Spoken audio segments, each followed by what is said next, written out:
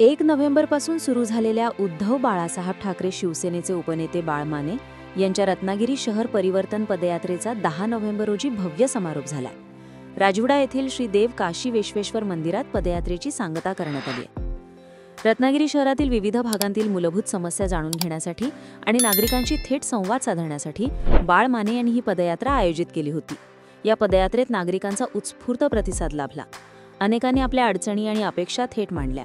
विशेष म्हणजे या पदयात्रेत बाळ माने यांची सून आणि उबाठा पक्षाकडून नगराध्यक्षपदाच्या उमेदवार शिवानी माने यांनीही सहभाग घेतलाय. शहरातील बदल आणि विकासाच्या नव्या दिशेचा संकल्प या पदयात्रेतून बाळ माने आणि शिवानी माने यांनी व्यक्त केलाय. मागच्या काही दिवसांपासून एक चेहरा चर्चेत आहे, तुमचा की नगराध्यक्ष पदासाठी तुमच्या बाबांनी राजीनामा देखील दिला आणि त्यानंतरच्या घडामोडी ह्या तुमच्यासहित रत्नागिरी शहरवासियांना देखील माहिती आहेत. पण 2 दिवसापूर्वी जो प्रचार सभेचा नारळ फुटला शिवसेनेकडून, त्याच्यामध्ये आपले उदय सामंत साहेबांचं म्हणणं असं आहे की शिवानी ही आपल्या मुलीप्रमाणे आहे. वैयक्तिक टीका टिप्पणी जी म्हणजे लेखी सुनांवरती ते तुम्ही टाळली पाहिजे. आणि त्यांनी तुमच्या बाबांचा मित्र किंवा ह्या ज्या सगळ्या गोष्टी आहेत तसं सगळं उल्लेख केलेला आहे. त्यावरची प्रतिक्रिया काय असणार? ते त्यांचं मत होतं. तसं तर रत्नागिरी जिल्हा हा सुसंस्कृत आणि संस्कारी आहे, त्याला एक संस्कृती लाभलेली आहे. तसंच आमच्या पक्षाचे देखील जे पदाधिकारी आहेत, कार्यकर्ते आहेत, नेते आहेत, यांच्यावर सुद्धा बाळासाहेब ठाकरेंचे संस्कार आहेत. त्यामुळे आमच्या पक्षाकडनंही समोरच्या पार्टीला किंवा जे त्यांचे उमेदवार असतील, भले ते महिला असोत किंवा इतर उमेदवार असोत, त्यांच्यावरही कुठच्या प्रकारची वाईट टीका होणार नाही, ते आमच्या पक्षाचे पदाधिकारी जबाबदारी घेतील. एक यावेळेची निवडणूक वेगळी आहे, कारण का यावेळेला निवडणूक हा भावनिकरित्या केला जातोय. कसं बघता याच्याकडे? कारण का त्यांनी पण सांगितलं की तुमचे वडील हे आपल्या पक्षामध्ये आहेत, एकत्र युती आहे, अशा वेळेला त्यांच्यावरती टीका करणं टाळा, अन्यथा मी त्यांचा प्रचार करणार नाही, असं थेट संकेत त्यांनी दिलेले आहे. काय सांगाल? तो त्यांनी त्यांच्या कार्यकर्त्यांना संकेत दिलेले आहेत, त्यामुळे ते त्यांचं मत झालं. मी आमच्या पक्षाचं मत मांडलेलं आहे. आमच्या बाळासाहेब ठाकरेंचे संस्कार आहेत, त्यामुळे आमच्या पक्षांच्या पदाधिकाऱ्यांकडनं एकही वाईट शब्द महिला असू दे किंवा इतर उमेदवार असू दे त्यांच्यावरही जाणार नाही. ठीक आहे. पदयात्रेच्या संदर्भामध्ये पदयात्रेचा समारोप या ठिकाणी होतोय, काय सांगतो? प्रामुख्याने शहरामध्ये फिरताना कोणत्या समस्या तुम्हाला जाणवा आणि त्या समस्या तुम्ही जर नगराध्यक्ष म्हणून निवडून आलात तर त्या समस्या कशा पद्धतीने तुम्ही त्या सॉल्व्ह करता? आम्ही जवळजवळ प्रत्येक प्रभागामध्ये पदयात्रा केलेली आहे. खास करून तर राजवडा, मिरकरवाडा आणि जो खालचा पट्टा आहे त्याच्यात आम्हाला कचऱ्याचं प्रमाण हे खूप जास्त दिसलंय व रस्तेसुद्धा खूप खराब आहेत. म्हणजे आपण जर चालत फिरलो आणि 2 व्हीलरवरनं फिरलो तरच ते कळू शकतं, गाड्यांमधनं ते कळणार नाही. त्यामुळे कसं आहे, रस्ते, पाणी आणि कचरा हा तर विषय आहेच नगरपालिकेचा. त्याहून अधिक आम्हाला काही देता येईल हे आम्ही आमच्या वचननाम्यामध्ये जाहीर करू. थँक्यू. आज रत्नागिरी नगरपालिकेपासून महाराष्ट्रातल्या सर्व नगर परिषदी, नगरपंचायतीच्या उमेदवारी अर्ज भरण्याचा शुभारंभ झालेला आहे. आज मी रत्नागिरीमधील प्रसिद्ध अशा श्री देव काशी विश्वेश्वर मंदिराच्या प्रांगणामध्ये या ठिकाणी आहे. कारण शिवसेना उद्धव बाळासाहेब ठाकरे पक्षाच्या वतीनं गेले 9 दिवस म्हणजे 2 नोव्हेंबरपासून 2 ऑक्टोबरपासून ही आमची परिवर्तन पदयात्रा रत्नागिरी शहरामध्ये सुरू झालेली आहे. माझे तालुका प्रमुख रत्नागिरीचे शेखरशेठ घोसाळे, शहर प्रमुख सन्मान्य प्रशांत साळुंके, या ठिकाणी शिवानी सावंत माने, माधवी माने, मिहीर माने, सर्व पक्ष पदाधिकारी, लोकप्रतिनिधी, आजी माजी लोकप्रतिनिधी आणि उपशहर प्रमुख, शहर प्रमुख यांच्या सहकार्यानं आणि रत्नागिरीच्या जनतेच्या सोबतीनं आमच्या रत्नागिरीचं ग्रामदैवत श्री देव भैरीचा आशीर्वाद घेऊन गेल्या 2 तारखेला नोव्हेंबरच्या ही आमची परिवर्तन पदयात्रा सुरू केली आम्ही. आणि त्या ठिकाणी आमचं ग्रामदैवत श्रीदेव भैरी जोगेश्वरी, त्याचबरोबर श्रीदेव भगवती यांचं दर्शन घेऊन आम्ही हा शुभारंभ केला होता. आणि आज जवळजवळ 9 दिवसामध्ये 99 किलोमीटर अंदाजे अशा प्रकारची ही माझी पदयात्रा आज या ठिकाणी काशी विश्वेश्वरच्या मंदिरामध्ये ह्या पदयात्रेचा एक सांगता आम्ही या ठिकाणी करतोय. ह्या 9 दिवसामध्ये मला खूप अनुभव आले.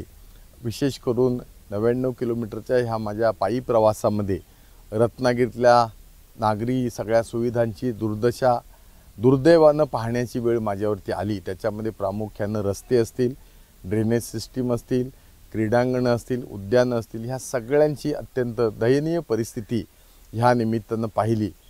मी अभिमानानं असं म्हणेन, मला वाटत नाही कोणी किती वेळा जरी निवडून आले असतील त्यांनी ह्या सगळ्या जनतेचं दुःख कधी पायी जाऊन पाहिलं असेल. AC बुलेट प्रूफ गाड्या आणि त्यांचा बंदोबस्त याच्यामधून ही सर्वसामान्यांची दुःख पाहता येत नाहीत. आणि त्यामुळं एका अर्थानं रत्नागिरीचं हे सगळं दृश्य मी ह्या निमित्तानं ह्या पदयात्रेमध्ये पाहिलेलं आहे. आणि याच्यामध्ये आम्हाला बदल करायचा आहे. माननीय शिवसेना प्रमुख, हिंदुदेव सम्राट बाळासाहेब ठाकरे साहेबांचा आशीर्वाद घेऊन आणि आमचे पक्षप्रमुख माजी मुख्यमंत्री उद्धवजी ठाकरे साहेब, त्याचबरोबर युवा नेते आदित्य ठाकरे साहेब, त्या व्यतिरिक्त आमचे सगळे नेते पदाधिकारी विनायकराव साहेब, भास्करराव जाधव साहेब, आमचे जिल्हा प्रमुख, जिल्हा संपर्क प्रमुख, शहर प्रमुख, तालुका प्रमुख, गटप्रमुख ते शाखा प्रमुखापर्यंत सगळ्यांनी एक चांगल्या प्रकारचं परिवर्तन होण्याच्या दृष्टीनं संकल्प या ठिकाणी केलेला आहे. आणि म्हणून येणाऱ्या ह्या नगरपालिकेच्या रत्नागिरीच्या निवडणुकीमध्ये एक परिवर्तन पाहायला मिळेल हा मला विश्वास आहे. आणि जनतेला आपल्या माध्यमातून माझी विनंती आहे की एक आपल्याला बदल घडणं अत्यंत आवश्यक आहे असं मला वाटतं. काही वक्तव्य काही लोकांची लोकप्रतिनिधी मी पाहिली की मी 4 वेळेला ह्याला पराभूत केला आहे, 4 वेळेला त्याला पराभूत केला आहे, हा अहंकारणी माज आहे. आणि म्हणून काही दिवसापूर्वी आम्ही प्रश्न केला होता की 2014ला ह्या देशाचे पंतप्रधान नरेंद्र मोदीजी माझ्या प्रचाराला आले होते, ह्या राज्याचे मुख्यमंत्री तत्कालीन आताचे मुख्यमंत्री देवेंद्र फडणवीस साहेबसुद्धा प्रचाराला आले होते, तर त्यांचा तुम्ही पराभव केलात का सांगा. आणि मला सांगायला नम्रपणानं या ठिकाणी अभिमान वाटतो. मला पक्षानं ऑन मेरिट त्या वेळेला उमेदवारी दिलेली आहे. मी पळून जाऊन पक्ष बदलून कुठल्या उमेदवारी अशा घेतल्या नव्हत्या. 2024ची सुद्धा उमेदवारी ही काय मी पळून जाऊन कुठे केलेली नव्हती. तर स्वाभिमानानं रत्नागिरीकरांना एक सिंघम पाहिजे होता, म्हणून मला शिवसेना प्रमुख उद्धवजी ठाकरे साहेबांनी मला उमेदवारी दिली होती. दुर्दैवानं मला पराभव आला. आपल्या सगळ्यांना माहिती आहे मला जवळजवळ 72,000 ऑर्गॅनिक मतं ह्या रत्नागिरी विधानसभा मतदारसंघात मिळाली. ऑर्गॅनिक याचा अर्थ असा आहे की लक्ष्मी दर्शनाच्या व्यतिरिक्त हे झालेलं प्रामाणिक निष्ठावंतांचं आणि बदलासाठीचं असलेलं मतदान होतं.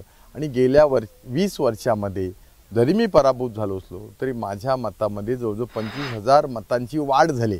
हे महाराष्ट्रामध्ये कदाचित एखाद दुसऱ्या मतदारसंघामध्ये झालं असेल. आणि त्यामुळं तुमचा विजय हा कपट कारस्थान करून केलेला हा विजय आहे. आणि या विजयापेक्षा तुम्ही रत्नागिरीकरांना काय दिलं? एक साधं छत्रपती शिवाजी महाराजांचं जे क्रीडांगण आहे, जे ह्या नगराचे नगराध्यक्ष 1975 साली डॉक्टर कैलासवासी जयचंद केळकर होते, त्यांच्या काळामध्ये इथली भाजी मंडई असेल, इथलं क्रीडांगण असेल, सावरकर पुतळा असेल, छत्रपती शिवाजी स्टेडियम असेल, ही सगळी कामं झाली होती. यांच्या काळामध्ये काही झालं नाही. फक्त डांबराचा 42 कोटीचा भ्रष्टाचार झाला.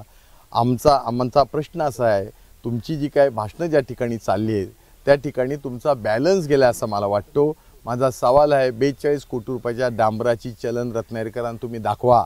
तुम्ही भ्रष्टाचारी आहात. तुम्ही या ठिकाणी पाणी पुरवठ्याची 64 कोटी रुपयाची योजना 2016 साली देवेंद्र फडणवीस साहेब मुख्यमंत्री असताना आम्ही मंजूर करून आणली. आज त्या योजनेचा पुरा बट्ट्याबोळ झाला आहे. त्या ठिकाणी सुद्धा जमीन भूसंपादन करण्याकरता साठवण टाक्यांसाठी करोडो रुपयाचा भ्रष्टाचार करून तुम्ही भूखंड विकत घेऊन खाजगी लोकांना पैसे दिलेत. आज तर ह्या योजनेचं मी वॉटर ऑडिट करणार आहे, कारण ही योजना पूर्ण झालेली नाही. हायड्रोलिक त्याचं टेस्टिंग अजून झालेलं नाही. आणि खरं तर शीळ धरणामधून जे पाणी आणताय ते खर्चिक आहे. 300 हॉर्स पॉवरचे पंप त्या ठिकाणी लावावे लागतात. विजेचं प्रचंड बिल होतं आहे. परंतु या ठिकाणी पूर्वीची असली आपली पानवलची जी योजना आहे, ह्या पानवलची योजना ही ग्रॅव्हिटीची योजना आहे. त्याला 0 एनर्जी लागते. म्हणजे ग्रॅव्हिटीनं ते पाणी येतं, त्याला कुठलाही पंप लावावा लागत नाही, त्याला कुठलेही चार्जेस इलेक्ट्रिकल लागत नाहीत. ती योजना अद्याप अधुरी ठेवलेली आहे. त्या ठिकाणची जी मेन लाईन त्यांनी करायला पाहिजे होती तीही सुद्धा केलेली नाही. तर असे अनेक प्रश्न या ठिकाणी आहेत. हे मला ह्या सगळ्या 9 दिवसाच्या पदयात्रेमध्ये पाहायला मिळाले. स्वच्छ भारत अभियानचा आम्ही डांगोरा पिटतोय, परंतु राजवाड्यापासून मिरकरड्यापर्यंत प्रचंड घाणीचं साम्राज्य आहे. आणि त्यामुळं डास, रोगराई पसरते. रोगराई, मलेरिया, फ्ल्यू, डेंग्यू असे राहत आहेत आणि त्यांनासुद्धा उपचार होत नाहीत. असं परिस्थिती विदारक दृश्य मला ह्या 9 दिवसामध्ये 99 किलोमीटरच्या पदयात्रेमध्ये पाहायला मिळालं आहे. माझी रत्नागिरीच्या जनतेला नम्रतापूर्वक विनंती आहे की आम्ही शिवसेना उद्धव बाळासाहेब ठाकरे पक्ष महाविकास आघाडीच्या माध्यमातून हे रणशिंग फुंकलेलं आहे. आणि त्यामुळं ह्या सगळ्यामध्ये आम्हाला सगळ्यांनी तुम्ही आशीर्वाद द्या, अशी या निमित्तानं सांगतेच्या निमित्तानं माझी विनंती आहे. अशाच नवनवीन घडामोडी पाहण्यासाठी 24 न्यूज चॅनलला आत्ताच सबस्क्राईब करा, शेअर करा आणि बेल आयकॉनला प्रेस करायला विसरू नका.